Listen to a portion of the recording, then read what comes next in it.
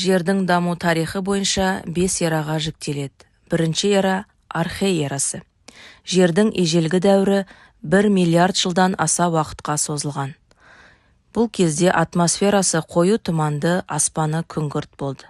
Құрлықта жанды тіршілік жоқ. Алып жанартаулар атқылап тұр. Лава ағып жатыр.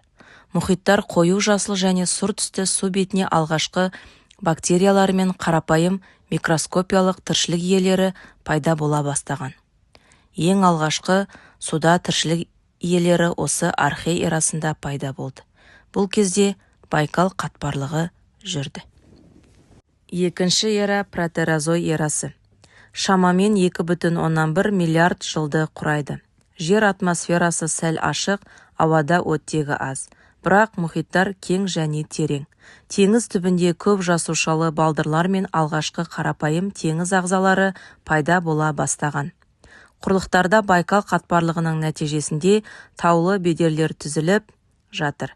Мұхит суы көгілдір жасыл реңкті күн сәулесі судың бетінде әлсіз шағылысып тұр.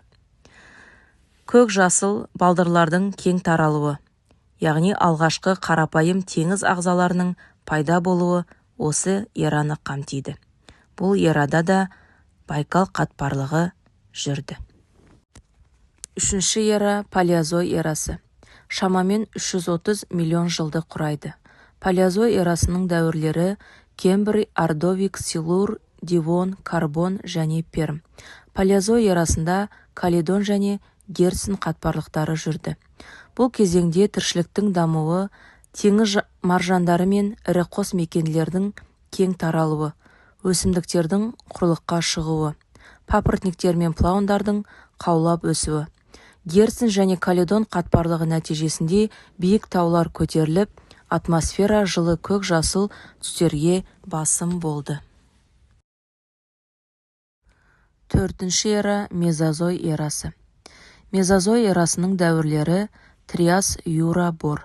Мезозой эрасында Мезозой қатпарлығы жүрді. Яғни бұл кезеңдегі тіршіліктің дамуы, құстардың пайда болуы, алып бауырымен жорғалаушылардың кең таралуы байқалады. Және ашық тұқымды өсімдіктердің қаулап өсуі де байқалады.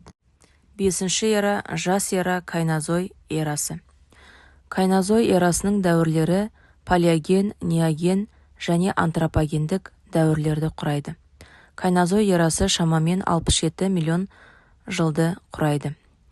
Кайнозой эрасының қатпарлығы Альпі қатпарлығы. Альпі қатпарлығының нәтижесінде биік жас таулар пайда болған. Бұл кезеңдегі тіршіліктің дамуы, сүтқоректілер мен құстардың қарқынды дамуы, адамның пайда болуы және жабық тұқымды өсімдіктердің қаулап өсуін айтуға болады.